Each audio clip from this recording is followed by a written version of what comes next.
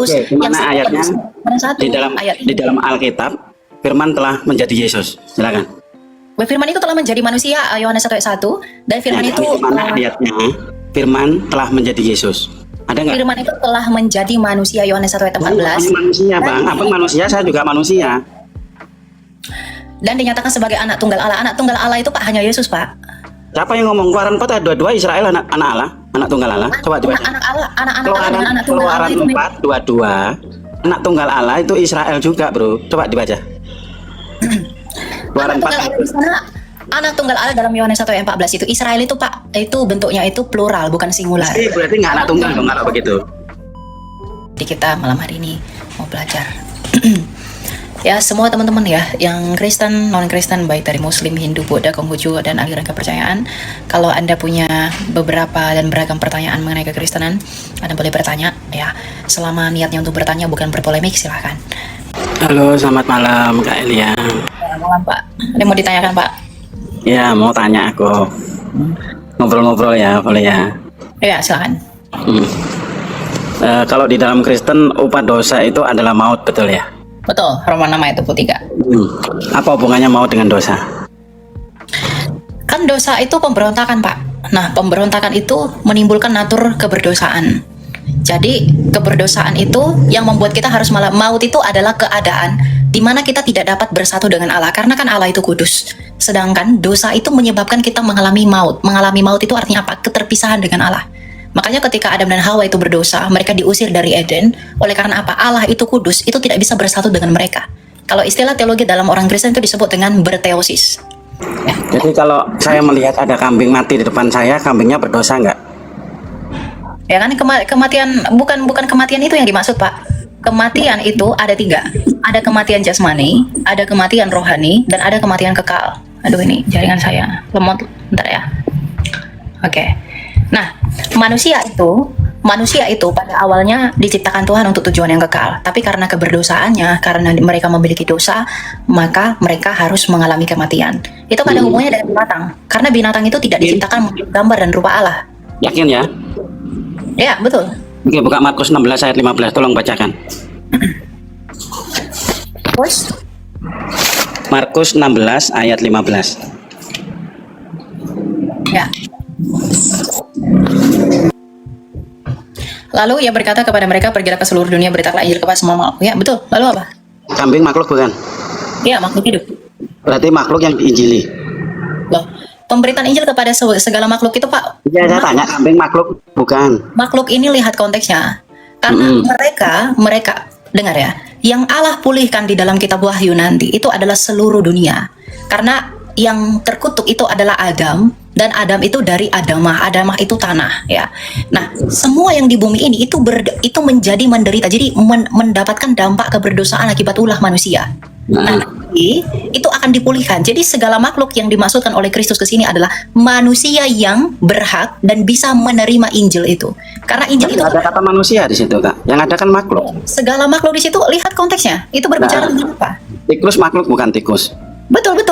Nah, kok disuruh nginjili? Ya kan nanti mereka akan dipulihkan. Semuanya akan dipulihkan. Tapi gimana cara memulihkan nginjili kambing?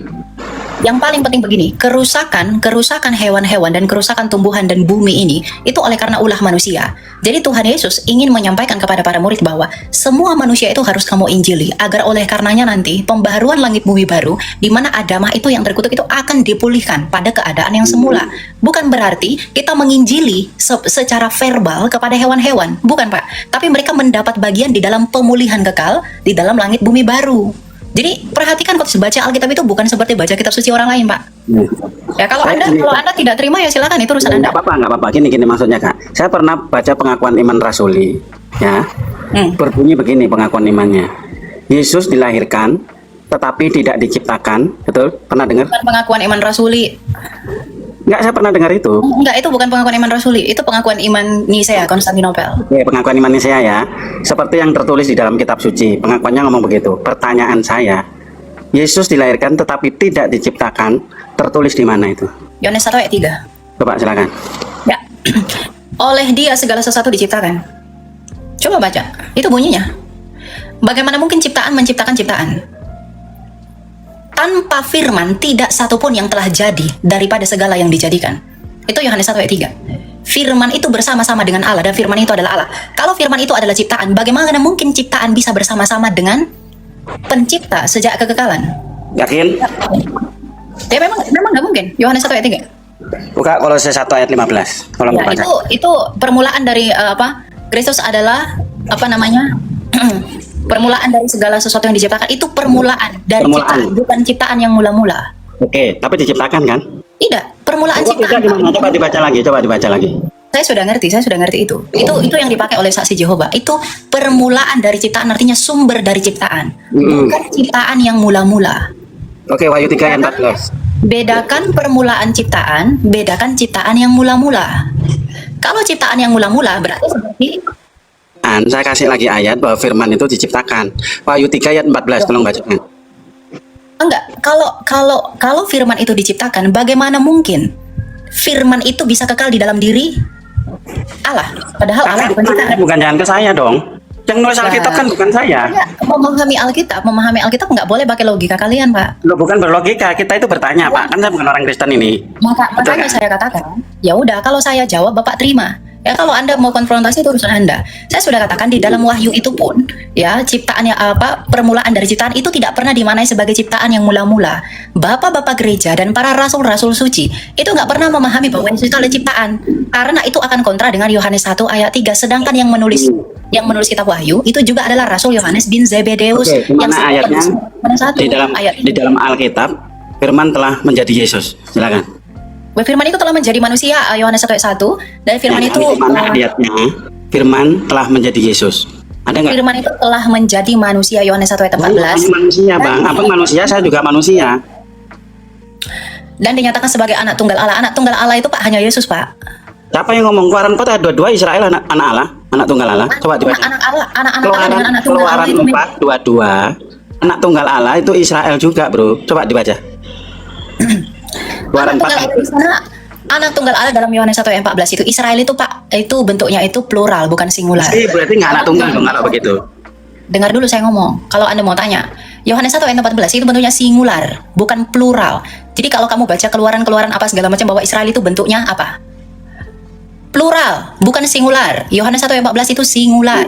Ini bukan anak tunggal. One person. Bukan anak tunggal berarti. Ya anak tunggal Yakub itu bentuknya singular. Iya, Yesus adalah anak tunggal Allah. Makanya ketika Yesus mengakui dirinya sebagai anak tunggal Allah, orang Israel itu mau menyalibkan dia karena dengan berkata demikian, dia sedang menyamakan dirinya dengan Allah, gitu. Saya mau tanya, apakah seluruh nabi semuanya orang Israel? Ya harus dari Israel seharusnya. Yakin? Ya, Oke, Obadya itu nabi bukan? betul. Orang mana dia? Ya itu kan beda, konteksnya beda. Oh, konteksnya beda gimana? Nabi-nabi. Ya, nabi-nabi yang bernubuat mengenai Kristus itu harus dari Israel, Pak. Obadya bernubuat. Kalau begitu, berarti nabi harus bernubuat mengenai Kristus. Pertanyaan saya gini loh Kak Elia, apakah semua nabi itu orang Israel? Tinggal dijawab ya atau tidak. Obadya itu diutus kepada bangsa apa? Bani Edom. Hah? Bani Edom. Anda cek sekarang, saya tunggu kalau nggak percaya. Iya, saya tahu. Oke, saya tahu. Saya tanya, Bani Edom itu keturunan dari saudara siapa? Yakub bukan? Esau. Anda kan tahu di Alkitab Bani Edom itu dikutuk oleh Allah. Sekarang Anda tadi mengatakan semua nabi itu berasal dari Bani Israel. Kenapa Obadya dari Bani Edom? Jawab. Ya itu tidak masalah Pak, karena dia itu masih satu garis keturunan dari Abraham. Anda baca di Alkitab Bani Edom itu dikutuk. Anda Nggak masalah, itu gimana? nggak masalah. Pernyataan pertamamu keliru kalau begitu. Tidak semua nabi adalah orang Israel. Udah Pak, tidur aja Pak. Ya kalau mau berpolemik jangan masuk ke rumah saya. Bedakan di dalam kitab perjanjian lama para nabi itu punya klasifikasinya masing-masing, ya. Itu semua tidak sama. Mazmur 147 ayat 19 sampai 20 bahwa ketetapan-ketetapan dan hukum Allah secara khusus mengenai janji dan kandungan janji itu diberikan kepada siapa? Kepada Israel saja. Ini mau bawa Anda Amos kayak Obadya kayak siapa kayak dan segala macam, itu nggak ada hubungannya kepada janji itu. Ya. Jadi lihat dulu nabinya itu nabi yang dimasukkan dalam tujuan apa? Pengertiannya bagaimana? Kalau mengenai nubuatan mesianik, udah jelas Mazmur 147 ayat 19 sampai 20 itu kepada bangsa Israel saja.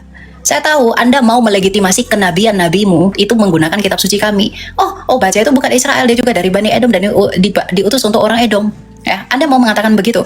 Dengan demikian kamu mau legitimasi kebenaran nabimu yang nggak bisa. Gitu loh. Karena apa yang disampaikan oleh para nabi di dalam kitab suci Perjanjian Lama itu nge-support apa yang disampaikan oleh nabi-nabi besar. Dan itu pun ranahnya masih dalam bangsa Israel, makanya digolongkan dalam kitab suci mereka. Kalaupun tidak, itu nggak akan dimasukkan di dalam kanonisasi. Aneh sekali Anda. Itu loh, kalau mau berpolemik ya jangan di rumah saya, Pak. Cara mereka itu licik gitu. Mereka mau legitimasi nabinya dari kitab suci ya, yang nggak bisa. Minta pengakuan tuh haus banget. Selamat malam, Ria. Nah, silakan Pak. Ini cuman saya barusan mendengar percakapan Bapak tadi. Cuman saya Kristen aja. Saya pengikut Mami Rina Wijaya. Ini cuman saran dikit aja ya, Ria ya. Ya. Cuma menyampaikan pesan. Kalau orang-orang yang botol seperti mereka itu nggak usah diladenin aja, turunin langsung aja itu. Percuma aja. Nggak ada gunanya. Dia cuma jebak-jebak tidak karuan itu dia. Dia sendiri dia tahu Alkitabnya, dia tahu ajarannya, tapi dia mengorek-korek agama orang lain, kitab orang lain. Itu aja. Elia Maron pesan saya seperti itu. Orang-orang yang seperti itu enggak usah. Semangat Elia Maron, suarakan terus kebenaran Kristus. Oke Pak. Oke. Ya, selamat malam Elia. Ya, malam. Saya mohon mundur. Ya, silakan Anfal. Iya, saya mau bertanya, apa persamaan 4 Injil dalam hal isi dan apa perbedaannya, gitu, biar lebih mudah memahami. Persamaan dalam isi ya, dan perbedaannya gitu, dalam menjelaskan Injil tersebut. Paham kan kakak ya, maksud saya? Paham.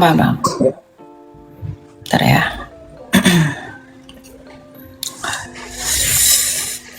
Ya, saya ini ya, ada catatan saya.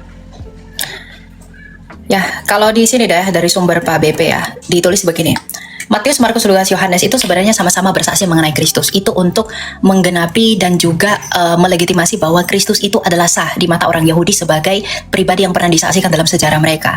Ya, karena dalam hukum di Wiganda Saksi itu minimal ada 2 orang yang bersaksi mengenai kebenaran peristiwa dan juga pengakuan mengenai siapa yang disaksikan. Oke. Ini kedengaran ya suara saya? Oke. Ada nggak? Oke, ya. Nah, jadi persamaannya sebenarnya itu memberi kesaksian mengenai siapa itu Yesus Kristus. Ya, baik Matius, Markus, Lukas, Yohanes, Lukas ditulis karena tujuan Lukas menulis suratnya itu adalah untuk diberikan kepada Theophilus. Yohanes menuliskan suratnya itu untuk menekankan kepada keilahian Yesus sebagai sang sabda. Kalau Matius itu dia memberi silsilahnya Kristus itu untuk menjelaskan bahwa Kristus ini adalah raja, dialah yang dinubuatkan dan juga yang dinanti-nanti oleh para nabi Israel dari garisnya Yehuda. Demikian juga Lukas sebenarnya nadanya sama, memberikan tentang silsilah dan juga biografi Yesus Kristus dari jalur Maria, tapi menekankan kepada kelahirannya. Ya, sedangkan Markus sendiri itu memberitakan tentang pekerjaan-pekerjaan Yesus Kristus dari kacamata pihak ketiga. Ya, jadi sebenarnya apa yang dituliskan oleh Matius, Markus, Lukas, Yohanes itu adalah kesaksian-kesaksian orang banyak mengenai siapa itu Kristus. Makanya dalam 1 Yohanes 1 ayat 1 dikatakan bahwa firman hidup yang telah kami raba, yang telah kami lihat, ya, dan juga yang telah kami dengar, itulah yang kami tuliskan kepada kamu. Ya.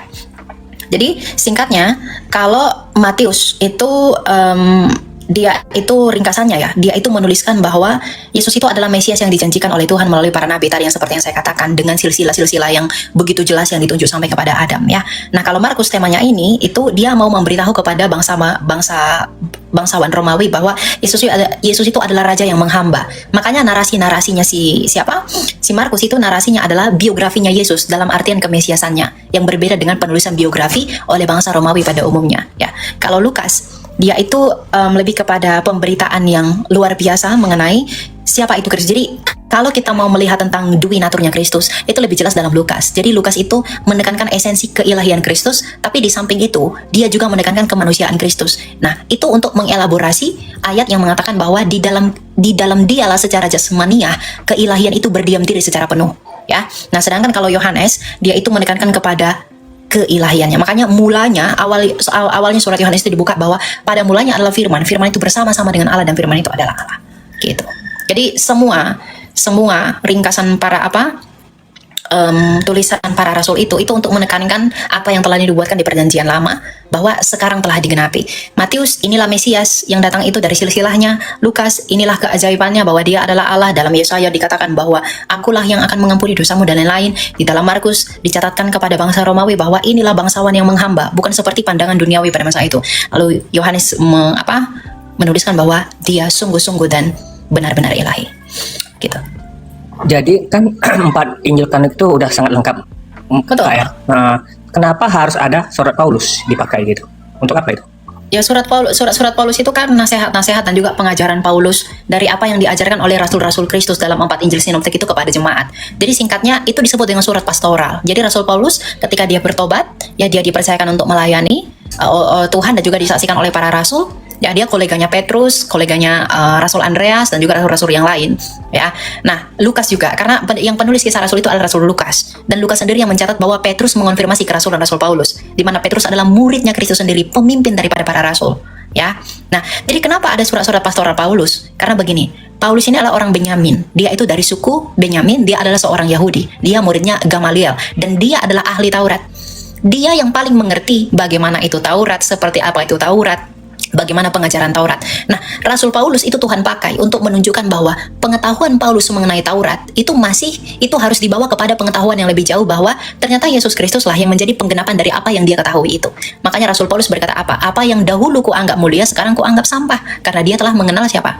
Mengenal Kristus sebagai penggenapan dari apa yang dia tahu sejak semula, yaitu mengenai hukum Taurat, ya, tafsiran-tafsiran kuk yang mereka emban sebagai muridnya para rabi. Gitu. Jadi surat Rasul Paulus itu adalah untuk membantu jemaat-jemaat di Korintus, di Filipi, di Galatia, di Kolose untuk mengerti apa sebenarnya esensi dari kitab suci itu dan juga pemberitaan 4 rasul tadi, Matius, Markus, Lukas, Yohanes.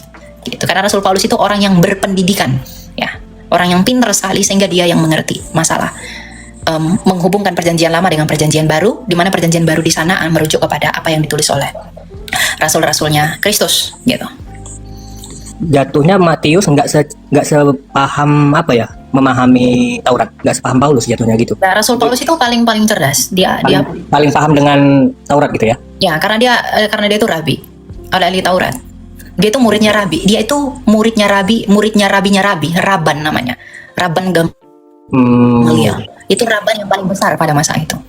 Dan dia orang paling pintar karena dia sekolahnya di Tarsus. Nanti kamu baca tulisan Strabo, dia seorang filsuf Yunani yang mengatakan orang-orang pintar di masa itu sekolahnya di Tarsus. Dan Rasul Paulus sekolah di sana. Orang tuanya dari Giskala. Nggak main-main tuh Rasul Paulus. Gitu. Apa nggak ada kecurigaan bahwa Paulus itu terkontaminasi paham-paham Yunani gitu? Oh, nggak ada. Bahkan enggak. Ketika dia berdebat dengan ketika dia di Areopagus berdebat dengan orang Athena, dia mengalahkan filsuf-filsuf Yunani loh. Hai orang-orang Athena, Kristus inilah yang kuberitakan kepadamu. Orang-orang Yunani itu malah benci sama dia, tapi ada 2 orang yang bertobat yang mengikuti dia. Jadi kalau ada orang bilang Paulus itu mengikuti paham Yunani, orang Yunani aja memusuhi dia. Gitu. Jadi gimana bisa kita lihat perdebatan Paulus dengan orang Yunani itu? Gimana kita bisa lihat dokumennya? Perdebatan Paulus dengan orang Yunani. Bentar saya buka ayatnya. Itu dalam Alkitab kok. Ya, Paulus kepada orang-orang Athena. Nah, Kisah Rasul 17 ayat 22 ya. Paulus pergi berdiri di atas Areopagus dan berkata, "Hai kamu orang-orang Athena." Athena itu ibu kota Yunani. "Aku lihat bahwa dalam segala hal kamu sangat beribadah kepada dewa-dewa. Sebab ketika aku berjalan di kotamu dan melihat barang-barang pujaanmu, aku menjumpai juga sebuah mezbah dengan tulisan, kepada Allah yang tidak dikenal apa yang kamu sembah tanpa mengenalnya. Itulah yang kuberitakan kepada kamu. Allah yang telah menjadikan bumi dan segala isinya. Ia yang adalah Tuhan atas langit dan bumi. Tidak diam dalam kuil-kuil buatan tangan manusia." Dia menentang dewa-dewa orang Yunani. Dewa-dewa orang Yunani pada masa itu paling populer itu namanya dewa Hermes. Jadi kalau ada orang Kristen pakai brand Hermes itu yang dari Paris, nah itu dari dewa Yunani. Ya, anaknya dewa Pan di Kaisarea Filipi. Ya, itu ada gua-guanya. Nah, Rasul Paulus menyindir mereka nih. Mereka mengatakan apa? Bahwa Tuhan itu nggak diam di dalam kuil-kuil buatan tangan manusia dan juga tidak dilayani oleh tangan manusia, seolah-olah ia kekurangan apa-apa, karena dialah yang memberikan hidup dan nafas dan segala sesuatu kepada semua orang. Gitu. Dan ini banyak lagi, ya, panjang ya. Kisah Rasul 17 ayat 22. Gitu. Jadi kalau fitnah Rasul Paulus mengikuti paham Yunani, dia sendiri melawan orang Yunani. Begitu. Cukup, makasih ya. Ya, gitu. Jadi nggak ada Rasul Paulus tuh terkontaminasi dengan Yunani itu nggak ada. Ya, itu fitnah-fitnah itu, nggak jelas.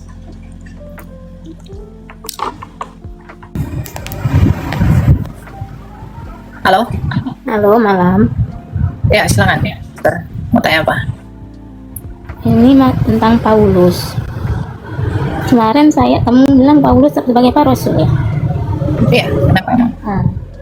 Tapi kenapa banyak saya dengar di ini, ada kemarin saya tengok di PT-nya Elsa Soru mengatakan Paulus itu rasul pendusta, itu gimana ceritanya? Yang mana yang benar? Datanya di mana? Coba saya pengen tahu. Di PT TikTok saya. Bawa nggak? Kalau nggak bawa nggak usah. Kalau nggak ada nggak usah. Kak Anda kalau saya cara menunjukkannya di sini. Saya pun nggak pandai cara menunjukkan PT-nya. Ya boleh dengar dulu VT-nya baik-baik, disimak, jangan cuma nonton doang. Disimak dulu. Terus ini pun katanya Paulus itu seorang pembunuh yang bertobat. Betul, kalian betul. Oh, yang katanya pada membunuh murid-muridnya Yesus. Ya, awalnya dia begitu. Awalnya dia sangat benci dengan orang Kristen. Tapi setelah dia bertemu dengan Yesus Kristus ketika dia berjalan ke Damsyik dalam sekinah Yesus Kristus dan matanya jadi buta, dia bertobat dan dia melayani Tuhan begitu hebat.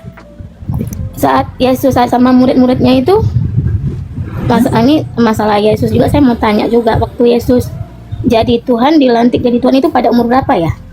Nggak ada Yesus dilantik jadi Tuhan. Ketika dia lahir aja, Lukas 2 ayat 11, malaikat udah menyebutnya sebagai Tuhan. Malaikat, tapi nggak ada tertulis atau tertulis di situ, nggak ada datanya. Loh, Anda pernah baca Alkitab nggak? Saya memang nggak pernah baca Alkitab, tapi saya dengar-dengar orang Kristen buka gitu Lukas kan. 2 ayat 11. Saya nggak ada Bible. Hari ini telah lahir bagi kamu Kristus Tuhan di kota Daud. Itu perkataan malaikat. Oh, berarti kalau di kota Daud, tapi Kristus lahirnya bukan di kota Daud. Di kota Daud di mana itu? Lah, emang kamu Jadi, tahu kota Daud itu di mana? Yerusalem ya? Loh, enggak. Saya mau tanya ibu. Ibu bilang dia nggak lahir di kota Daud. Emang kota Daud itu ibu Dia kan tahu? lahirnya di kandang domba. Iya. Tadi kan, bentar. Tadi kan ibu bilang bahwa Yesus bukan lahir di kota Daud. Emang Anda tahu kota Daud itu apa? Enggak. Apa itu kota Daud? Nah, jadi jangan asal ngomong, ya. Soalnya dia orang kalau bilang kota Daud. Saya pikir kota Daud entah di daerah Yerusalem juga. Bethlehem di Bethlehem. Oh, di Bethlehem ya Bethlehem. Itu Bagian kota Daud. pokoknya daerah Israel itu, Palestina atau Israel? Kalau sekarang di Palestina. Oh, Palestina. Oh, di situlah ya kan. Ya memang di situ dia lahirnya. Di Terus dekat kawasan Migdal Eder. saat Yesus berarti Yesus udah jadi Tuhan di dalam rahimnya Sejak Maria. kekal dia adalah Tuhan. Makanya Yesus berkata, aku yang awal dan yang akhir. Kemanusiaannya Awal dan yang- akhir. Ya. Kalau awal dan akhir biasanya kalau pencipta nggak berakhir lah. Kalau dia memang Tuhan nggak pernah berakhir. Nggak berakhir. Dia berkata aku awal dan akhir itu, dia menunjukkan bahwa akulah yang kekal. Akulah yang dari sebelum segala abad dan sampai segala sesuatu. Itu yang ngomong ayat kayak gitu Yesus sendiri. Ya, dalam Wahyu. Wahyu, tinta merah apa tinta hitam itu? Katanya tinta hitam. Tinta merah. Tinta merah. Oh, berarti Yesus yang cakap ya kok tinta merah ya. Betul. Dan itu Yesus saat jadi manusia apa jadi Tuhan saat itu? Waktu Jadi ada dia menjadi manusia, gelarnya adalah Tuhan. Matius 28 ayat 17. kalau gelarnya Tuhan, jadi Allah itu siapa? Allah itu siapa? Ya Allah itu kan hakikat, Bu, bukan pribadi, Bu. Bukankah seharusnya itu Allah dari mana, bahasa Yunani apa bahasa Romawi? Allah itu bahasa Arab. Oh, bahasa Arab. Sementara Tuhan Yesus itu sendiri dari mana datangnya? Ya dari Nazaret, Yesus orang Nazaret. Oh, Yesus orang Nazaret. Tapi kenapa bisa jadi Tuhannya Yunani? Nah, siapa yang bilang Tuhannya Yunani? Dari mana? Karena kalian katanya di situ pakai Yunani punya bahasa Yunani punya kita. Ya, karena dulu di zaman Yesus bahasa Yunani itu bahasa internasional. Sama seperti Kenapa nggak bahasa asal dia, bahasa Ibru itu yang orang Israel punya bahasa? Woi, Yesus ngomong pakai bahasa Arab, bukan bahasa Ibrani. oh iya. Maaf. Oh, Yesus pakai bahasa Arab. Aramaik. Aramaik. Ya. Oh, Aramaik berarti Ibru lah ya, bahasa. Itu Aramaik Hebrew. Ibu belajar dari mana Aramaik itu Hebrew? Karena kan Arab, Aramaik, Ibru itu kan seperti kayak kita Melayu, Iya. Medan, Melayu. Iya, jangan bilang Aramaik itu adalah Hebrew, itu beda. Belajar dari.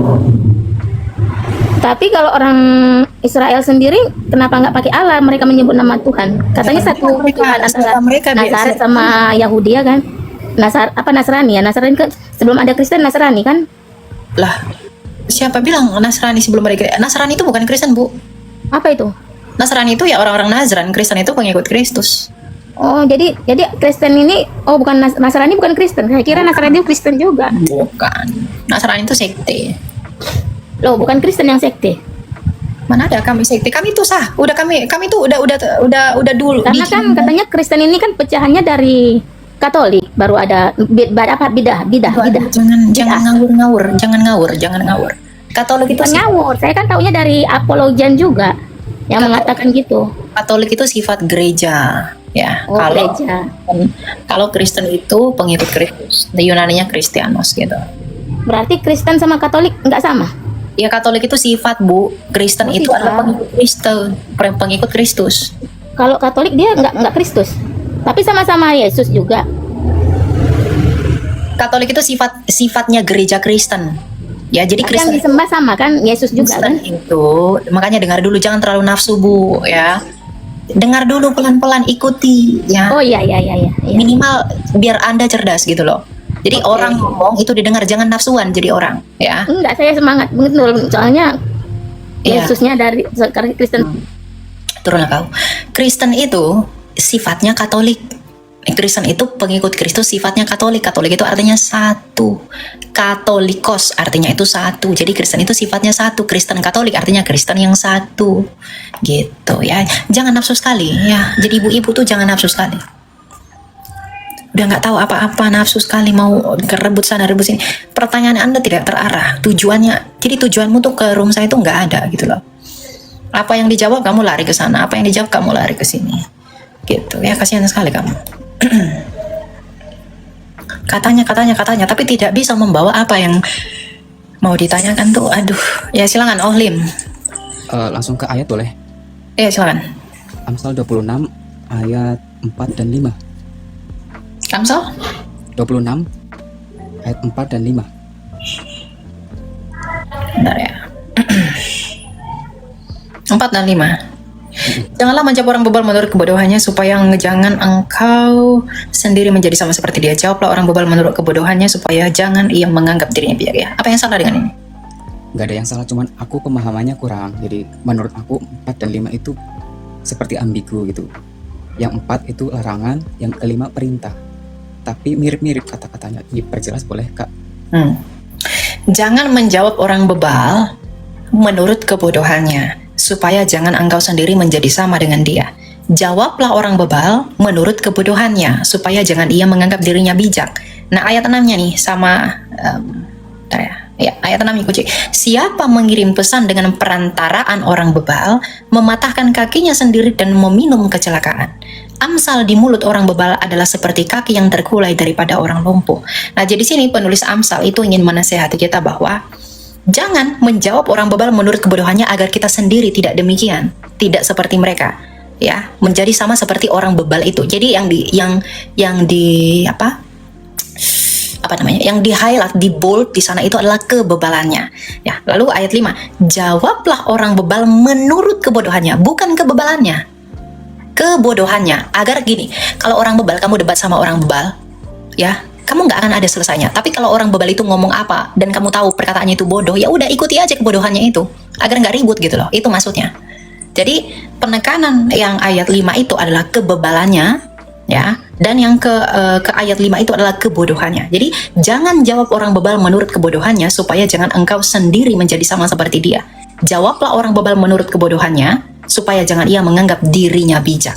Nah, elaborasinya itu di ayat 6. Siapa yang mengirim pesan dengan perantaraan orang bebal, mematahkan kakinya sendiri dan meminum kecelakaannya. Jadi ayat 4 itu penekanannya kepada kebebalannya, sedangkan ayat 5 itu penekanannya kepada kebodohannya. Karena bagaimanapun kalau kamu tahu dia bebal, kamu jawab dengan kebebalan, ya kamu jadi sama seperti dia.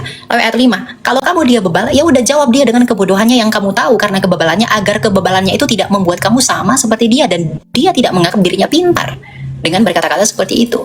Gitu. Menyesuaikan lawan bicara gitu ya. Betul. Ya, jadi penekanannya berbeda ayat 4 dan ayat 5 itu. Oke, kalau boleh tahu alasan Kak Elia lebih pilih Protestan dibanding gereja lain tuh kenapa, boleh tahu? Alasan spesifik tidak ada. Saya bertumbuh di gereja Protestan, jadi ya nggak masalah. Jadi saya tidak terlalu mikir Katolik, Ortodoks, Protestan tuh saya nggak peduli dengan itu. Karena bagi saya yang menyelamatkan saya itu adalah Kristus yang saya imani. Saya bertemu dengan Tuhan.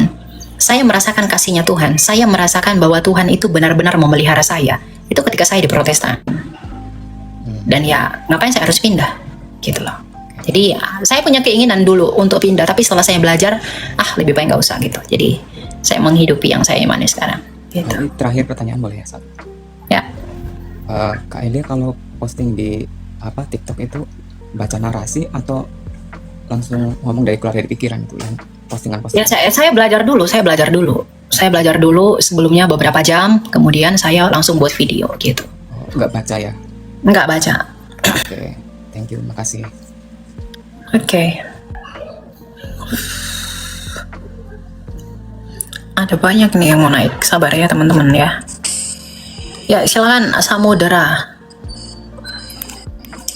Halo. Ya halo. Ya silakan Pak. Ada yang mau ditanyakan? Aduh, ada yang mau ditanyakan Pak. Silakan. Ini pertanyaannya ya gini Kak Elia. Kalau misalnya orang yang percaya kepada Yesus itu selamat. Nah, kalau misalnya orang yang sebelum Tuhan Yesus itu, yang sebelum mengenal Tuhan Yesus itu bagaimana? Itu dari pandangan teologi ya. Terima kasih. Sebelum mengenal Yesus atau bagi mereka yang tidak mendengar Yesus? Atau sebelum Yesus mati? Atau gimana? Ada kan kalau orang yang mendengarkan firman Tuhan atau yang mengenal Tuhan Yesus, kemudian tidak mengikuti ajaran Tuhan Yesus, seperti tidak selamat. Ya, tapi betul. tidak semua manusia di bumi ini yang mengalami atau mendengarkan panggilan untuk ke jalan keselamatan, yaitu Tuhan Yesus. Nah, itu yang pertama. Dalam kondisi saat ini. Bahasanya itu masih ambigu Pak. Maksudnya Bapak bertanya keselamatan orang yang mengalami itu beda. Mengalami dan mendengar itu beda. Jadi Bapak mau tanya keselamatan orang yang mengalami meskipun sudah dengar, belum mengalami meskipun sudah dengar, atau yang sama sekali tidak pernah mendengar? Yang sama sekali tidak, sama sekali tidak pernah mendengar. Yang itu yang pertama. Kemudian bagaimana dengan keadaan yang orang-orang yang sebelum ada Tuhan Yesus? Jadi mungkin orang-orang di 2000 tahun yang lalu sebelum Tuhan Yesus ada, gitu. Ya, sebelum Tuhan Yesus ada, oke. Dan orang-orang yang tidak pernah mendengar Yesus, ya itu sinonim ya. Sebelum Tuhan Yesus itu ada dalam pengertian menjadi manusia ya. Bagaimana nasib mereka? Ya, bagi orang-orang yang sama sekali belum pernah mendengarkan Yesus, baik sebelum Yesus lahir dan juga setelah Yesus lahir, mereka itu akan dihakimi menurut hati nurani mereka. Ya, di dalam Roma 2 ayat 11 sampai 16, hukum Taurat itu Tuhan tanamkan di dalam hati nurani setiap manusia, baik dia di pedalaman, baik dia di kota atau dimanapun. Jadi ada hati nurani yang menjadi dasar penghakiman mereka nanti. Karena Tuhan Yesus selain dia adalah firman yang menjadi daging, yang menebus manusia dari dosa, tapi dia adalah firman yang melakukan penghakiman atas apa yang menjadi dasar penghakiman di dalam hati nurani manusia. Ya, jadi manusia yang orang-orang yang sama sekali belum pernah dengarkan Yesus, bagaimana dia akan diselamatkan? Ya, dia akan dihakimi menurut hati nuraninya. Ya, kalau dia melakukan apa yang dilarang hati nuraninya, dia akan dihukum. Tapi kalau dia melakukan apa yang dituntut hati nuraninya, itu akan diperhitungkan sebagai upah di hadapannya oleh Kristus. Ya, dalam Roma 2 ayat 16 dikatakan bahwa hal itu akan tampak pada hari bila mana Allah melalui Kristus Yesus akan menghakimi yang tidak kelihatan dan yang kelihatan. Gitu ya. Dan itu udah menjawab sebenarnya semua ya. Jadi sebelum Yesus ada sama yang belum pernah dengar Injil itu sama. Ya, sebelum Yesus ada ya. Nah, sebelum Yesus ada ke dunia ini kan ada nubuatan mengenai Yesus. Nah, orang-orang Israel yang percaya dengan nubuatan Mesias itu kan Tuhan Yesus bawa ketika Tuhan Yesus bangkit. Makanya Rasul Petrus mengatakan bahwa ketika dia mati, dia pergi ke dunia orang mati, memporak-porandakan kerajaan maut dan membebaskan roh-roh orang yang tertawan di sana. Nah, roh-roh orang mati yang tertawan di sana itu adalah orang-orang pada zaman Nuh sampai kepada zamannya Israel sebelum Yesus mati yang percaya kepada Mesias itu, nubuatan Mesias. Nah, jadi orang perjanjian lama itu beriman ke depan, kalau kita beriman ke belakang. Ya, kalau Musa itu beriman kepada 1500 tahun ke depan, kita beriman 2000 tahun ke belakang. Tapi tetap salib yang menjadi landasan keselamatan mereka, bukan yang lain-lain. Begitu. Dan yang belum mendengar Injil, di luar mendengar Injil dan tidak mendengarkan nubuatan itu, ya berlaku hati nurani mereka.